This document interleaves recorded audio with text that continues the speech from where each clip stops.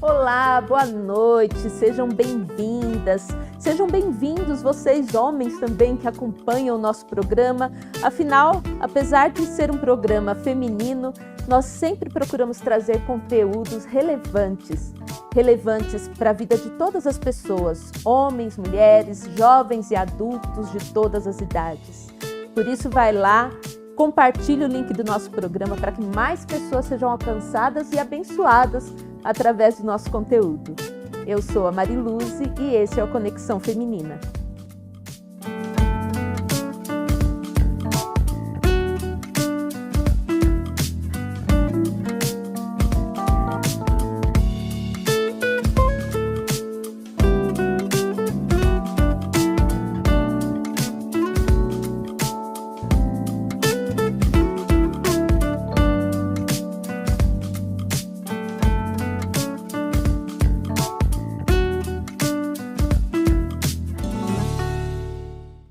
Está se tornando cada vez mais comum nos depararmos com pessoas que sofrem de algum transtorno emocional, de algum transtorno mental, inclusive no meio cristão.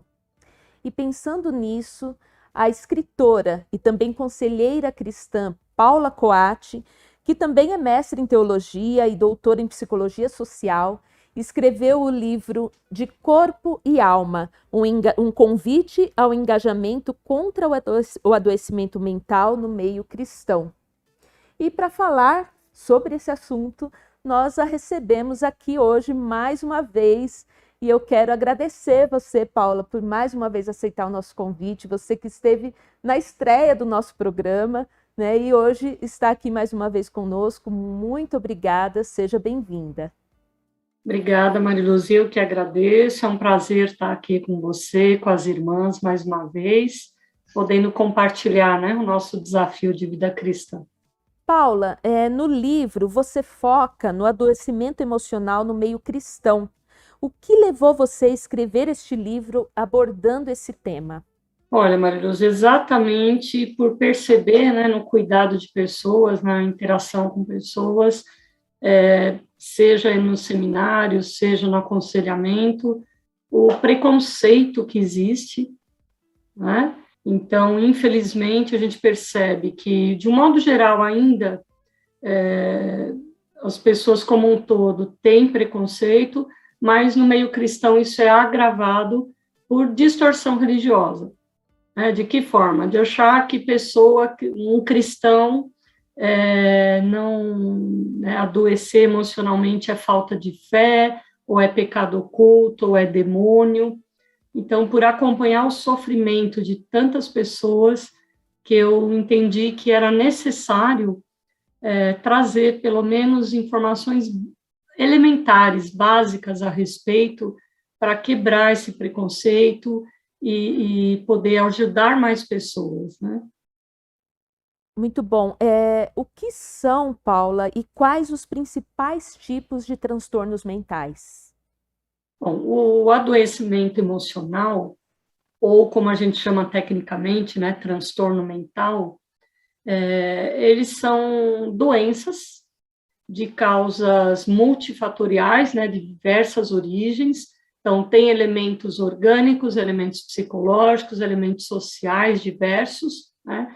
Então, elemento orgânico, por exemplo, alteração do metabolismo, que pode acontecer por vários motivos, pode acontecer por um problema genético, pode acontecer por excesso de estresse, né? Pode acontecer por alguma doença que provocou alguma alteração orgânica, problemas psicológicos, né, origens psicológicas, a forma com que a pessoa foi criada, traumas de vida, dificuldade de interagir na relação ao outro, né, por temperamento, ou seja, vários tipos de questões psicológicas e sociais, né? Muitas vezes as pessoas crescem num meio social, numa sociedade em que há uma opressão maior ou uma normatividade, algum tipo de padrão estabelecido socialmente que oprime pessoas que, por exemplo, o que acontece com as mulheres no Oriente Médio, né? Então, o transtorno mental, ele é um conjunto de questões que acontecem e que acabam se levando a um desequilíbrio do funcionamento da mente humana, né? Então, existe uma necessidade com isso de tratar a parte orgânica que processa a mente, o órgão do cérebro, de tratar a parte não orgânica da mente, pensamentos, forma de lidar com a vida, memória, né? Enfim, a parte da mente que a gente não toca, então precisa também tratar isso, e, sem dúvida, também a questão social, de se reavaliar as práticas de vida em sociedade e ir se conscientizando e banindo de determinadas formas de lidar com as pessoas que provocam esse abalo, né? Então, o que é preciso entender é que, como as origens são multifatoriais, há necessidade de tratar em todos esses campos também. Então, há necessidade de medicação, há necessidade terapêutica, de aprender a lidar com a forma de pensar e interagir com a vida, e há necessidade de conscientização social. Com relação aos tipos, né, de transtornos mentais, são inúmeros. Não daria para citar todos aqui, mas hoje os mais comuns, e que por isso também foram selecionados para entrar no livro, são os transtornos psicóticos, né, a família da esquizofrenia, aqueles transtornos cuja característica principal são os surtos psicóticos, a perda de contato com a realidade, né? Também os transtornos ansiosos, os transtornos depressivos, os transtornos bipolares e algumas outras adoecimentos emocionais, transtornos como o burnout, e também transtorno de personalidade, borderline, que causa sofrimento psíquico. Então, são alguns dos transtornos que nós escolhemos para abordar no livro, porque são os mais comuns hoje em dia, né, os que estão se manifestando, aparecendo mais comumente, e que são aqueles que a gente tem que ter, no mínimo, um conhecimento para quebrar esse preconceito todo e cuidar. Bem, como esses transtornos são de origens multifatoriais, como você falou, que podem ser de origem orgânica, psicológica, social, é possível prevenir os transtornos mentais? Bom, prevenção. Prevenção é possível, sim, né? Agora, o que nós precisamos entender? Que isso que nós chamamos de doenças emocionais, essa gama de transtornos mentais, eles têm, como eu já falei, né, causas multifatoriais, mas eles são um espectro muito variado. Então, por exemplo, tem alguns transtornos mentais que vão ter uma base orgânica maior do que outros, inclusive até genética, né? Por exemplo, os transtornos bipolares chegam a ter mais de 60% de causa genética, né? Ou seja, mesmo a parte de criação, de hábito de vida, de história de vida, vai agregar mais ou menos, facilitar mais ou menos o tratamento, mas há uma predominância de elemento genético, ou seja, por mais que a pessoa cuide da saúde, previna, e nós vamos falar como isso é possível, ela tem um peso genético que vai aflorar cedo ou tarde. Um outro exemplo, algumas depressões, né? Quando a gente fala depressão, é um termo muito amplo, né? Existe depressão que vem de fruto de uma perda, de um luto, né? Uma perda de um ente querido, uma perda de uma carreira, de um emprego, num momento difícil, uma ruptura de um relacionamento. Então, é um tipo de depressão que tem um peso com relação à origem psicológica maior, né, do que tanto origem biológica. Então, a pessoa vai precisar tratar, é possível tratar, e ela tende a vencer aquilo e superar totalmente, sanar aquela depressão. Agora, existe, por exemplo, um transtorno depressivo crônico, a distimia, que é predominantemente de causa genética, né, em que é possível tratar também, é possível cuidar, mas a pessoa não vai ser curada daquilo, pelo menos não até o momento com os recursos científicos que existem, né? Então, é algo que a pessoa vai precisar ser medicada, vai precisar fazer terapia, aprender a lidar com aquilo, vai ser gerada uma qualidade de vida, sem dúvida, mas que não vai ter uma cura efetiva. Como se fosse, eu gosto sempre de comparar com a diabetes, né? A pessoa vai tomar remedinho, vai cuidar, vai manter uma qualidade de vida, mas vai precisar daquele medicamento a vida toda. Então, por isso que é muito delicado quando a gente fala de transtornos mentais e precisa tomar muito cuidado de não generalizar, né? Depressão. Há vários tipos de depressão, graus, né? Leve, moderado, grave. Há especificações, depressão que vem com ansiedade, depressão que pode ser um episódio depressivo que vai se desenvolver em transtorno bipolar. Então, há uma variedade muito grande. Agora, prevenção. Vamos falar de prevenção, né? Todos nós, independente de genética e de eventos de vida, podemos diminuir ao máximo ou mesmo evitar a chance de ter um adoecimento emocional, um transtorno mental, se cuidarmos bem da nossa saúde integral, né? Nós somos uma unidade, não se separa corpo de mente, né? Nós somos uma unidade, então é importante alimentar-se adequadamente, fazer atividade física, um exercício, né? Ter uma prática de exercícios, dormir em média 7 horas, isso tudo vai ajudar a parte orgânica a se manter saudável, o metabolismo a se manter equilibrado.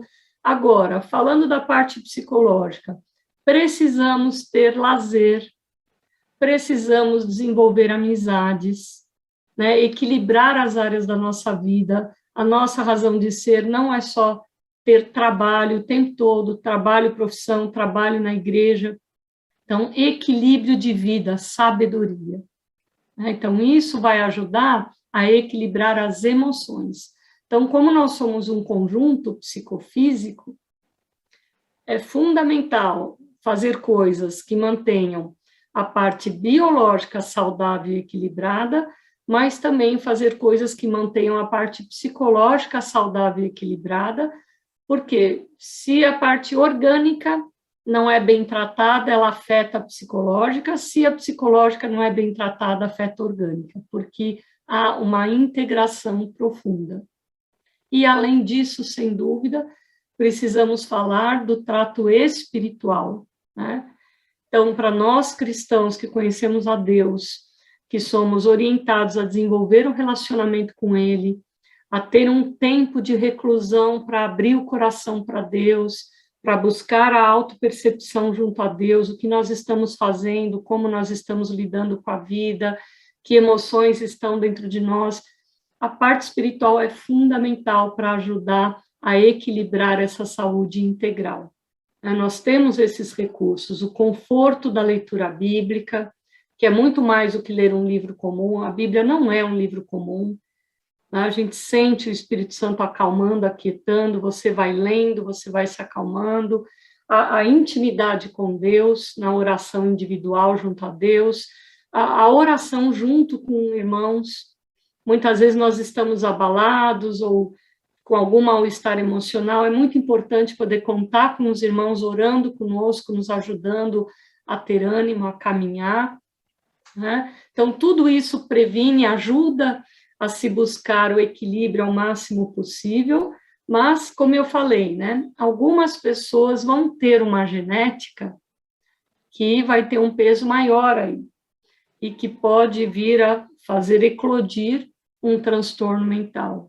Então, é importante as pessoas ficarem atentas também, né? Se elas estão se sentindo desanimadas, se elas estão sem vontade de fazer as coisas ou estão muito nervosas, muito irritadas, perceberem, opa, isso é só um dia que está acontecendo, 2, quanto tempo eu venho me manifestando assim, me percebendo assim, ou as pessoas no entorno, a família, né, percebendo alguma alteração no ente querido.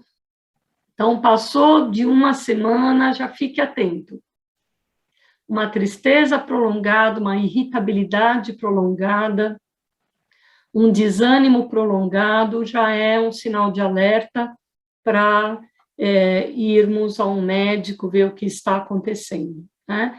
Como eu falei, os transtornos mentais, eles têm causas multifatoriais, né?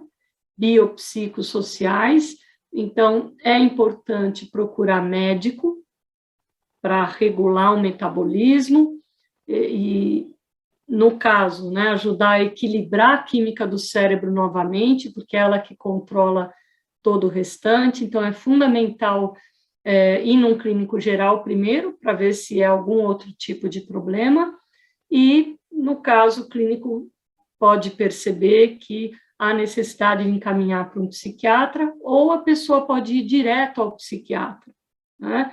Então, ele vai medicar, ele é um médico, ele vai tratar de organizar a parte biológica da mente, e aí é importante também encaminhar para um psicólogo, porque aí o terapeuta ele vai tratar a parte não orgânica da mente, ou seja, a forma de lidarmos com as nossas emoções, com os eventos de vida.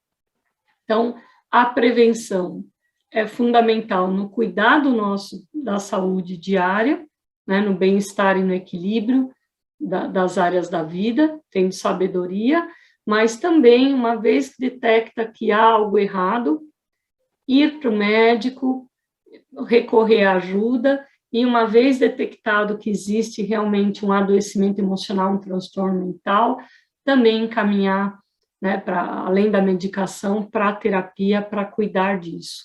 E é lógico que o aconselhamento pastoral, espiritual, vai nos ajudar do ponto de vista da fé, a também buscar confiança em Deus, clamar pela soberania dele, né? Tudo isso é importante.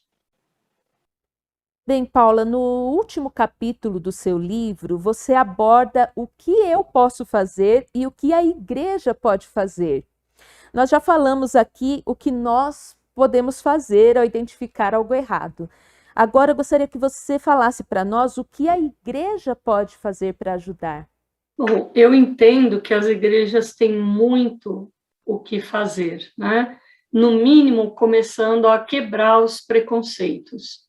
Há muito preconceito, né? Isso foi o maior motivador da escrita do livro, de receber pessoas no aconselhamento sofrendo de transtornos mentais e que, por algum motivo, não foi identificado, ou até a pessoa percebeu que tinha algo errado, mas ela tem bloqueio para pedir ajuda, para ir num psiquiatra, para pedir ajuda a um psicólogo, porque dentro das igrejas ainda existe muito essa ideia de que depressão ou qualquer outro tipo de transtorno mental é falta de fé, ou é pecado oculto, ou é presença demoníaca, e não é assim, né? Não estou com isso pondo de lado a influência espiritual de demônios, porque eles tiram proveito da condição humana, né? Mas a origem dos transtornos mentais é, como eu falei, orgânica, psicológica, social, de vários fatores do ponto de vista da vida humana, né? Essa ideia, essa dificuldade de procurar um psiquiatra, essa dificuldade de procurar um psicólogo, eu ouço muito assim, não, isso é para louco, ou, eu não sou possesso, né, isso é para gente que, né, precisa de alguma coisa assim. Eu percebo que há muita dificuldade, isso vem de heranças históricas, né, da própria limitação do desenvolvimento das ciências. Hoje as ciências estão desenvolvidas, identificam que há realmente causas também orgânicas, por isso a própria farmacologia se desenvolveu, né? Então, nós precisamos quebrar isso de uma vez por todas. No mundo antigo havia esse olhar, porque a doença, o adoecimento da mente era algo assustador. Então, se acreditava sempre que era castigo de Deus, ou era demônio, né, ou era o resultado do pecado, de vidas erradas. Isso não só na cultura hebraica, no meio do povo de Deus, mas em todas as culturas do mundo antigo. E na Idade Média isso piorou, né? Mas temos que pôr um basta nisso. Conforme as ciências foram se desenvolvendo, o próprio preconceito junto à área de psiquiatria tem sido quebrado, né? Psiquiatria surgiu do estudo por parte da medicina de casos extremos de esquizofrenia, que não se tinha noção de como lidar. A partir do momento que foi se descobrindo medicamentos, foi sanando, foi controlando.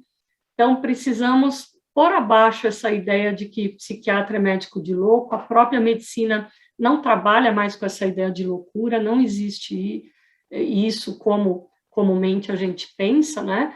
São adoecimentos que já estão sendo identificados ou que se percebeu que precisa estudar mais para identificar, mas todos eles oferecem, né, têm a possibilidade de serem tratados. Então, nós temos que parar com isso. A igreja tem um papel fundamental de quebrar o preconceito, até porque, do ponto de vista da nossa fé, preconceito, qualquer tipo de preconceito é incompatível com o cristianismo, com o que Jesus nos ensinou. O amor é fundamento da nossa fé, não o preconceito, né? Então, precisamos entender que não tem nada a ver com falta de fé. Você pode ter uma pessoa muito bem convertida, crente em Cristo Jesus, e, de repente, por N motivos, ela pode ser acometida de uma depressão e ela não vai conseguir reagir, né? Porque tem a alteração do metabolismo do cérebro, que altera o estado de ânimo. Então, isso é muito importante a gente entender. Por quê? Porque se a pessoa não for medicada e cuidada, por isso que é importante a igreja difundir informações, ela pode chegar ao extremo de um suicídio, como a gente tem visto. Pastores, membros de igreja se suicidando, né? Então, hoje sabe-se que o suicida ele está num estado mental em que ele não é exatamente dono da mente dele, né? Ele está com o poder de decisão e discernimento abalados, né? Então, isso pode acontecer por um extremo de alteração química do cérebro. Então, nós temos que quebrar esse preconceito, não só difundindo informações, mas prestando atenção às pessoas à nossa volta, porque muitas vezes a pessoa começa a sofrer alguma alteração e ela não percebe, muitas vezes ela não vai ter condição de perceber que está acontecendo algo com ela, e aí que é importante a gente acionar um membro da família, levar esclarecimento, chegar na pessoa e falar, eu estou notando que você não está bem, vamos no médico. Então, além de difundir informações, nós, como igreja, podemos ajudar pessoas que também já estão com algum quadro instalado, né? Oferecendo de ir junto no médico, vamos fazer uma atividade física juntos. Então, campanhas de divulgação de informação interna dentro da igreja, ou no entorno local da igreja, no bairro em que a igreja está, fazer um dia da saúde mental, né? Convidar psicólogos cristãos, médicos cristãos, ou não cristãos, mas que tenham o coração aberto a poder dar uma palestra, conscientizar pessoas. Isso pode, inclusive, ser uma ferramenta maravilhosa de evangelismo, né? Quantas pessoas não chegam pela dor até Cristo, né? Então, por que não levar o amor através das informações, da acolhida? Então, um dia da saúde mental, com profissionais de saúde ali ministrando palestras de como cuidar melhor da saúde, explicando o que são os diferentes quadros, né, os principais, por exemplo, os transtornos de ansiedade, de depressão, os transtornos depressivos, né, alguns transtornos de personalidade, colocar ali grupos de conselheiros psicólogos cristãos, conselheiros cristãos devidamente capacitados para acolher as pessoas, orientá-las, de repente perceber se há necessidade de encaminhamento para um médico já diante de um quadro mental. Então, a igreja pode fazer muito, e fundamentada na palavra, né? Porque Deus fala que o descanso é mandamento, né? Ele sabe como a gente funciona. Nós precisamos descansar, recuperar nossas forças físicas, psíquicas, todo o nosso ser. Né? Equilíbrio, sabedoria de vida, levar uma vida equilibrada, não se deixar guiar pelo padrão do mundo, também é a orientação do Evangelho. Então, é algo totalmente ligado ao que o Evangelho nos oferece, não é coisa puramente de médico e psicólogo, mas é um assunto que diz respeito à saúde pública, e tudo que diz respeito à humanidade está intimamente ligado ao Evangelho. Então, a igreja pode e deve fazer muito.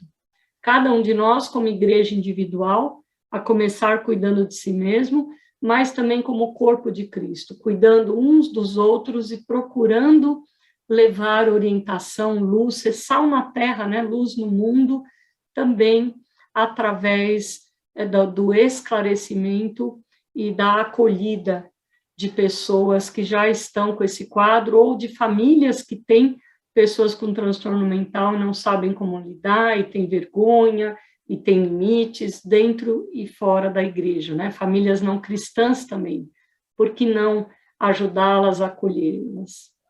É um grande caminho para elas se tornarem cristãs.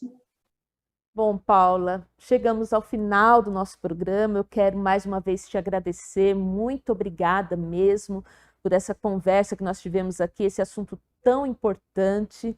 Te agradeço por você dispor aí do seu tempo e compartilhar com a gente aí um pouquinho do teu conhecimento, que eu tenho certeza que vai abençoar muitas vidas, muitas pessoas que estão nos assistindo.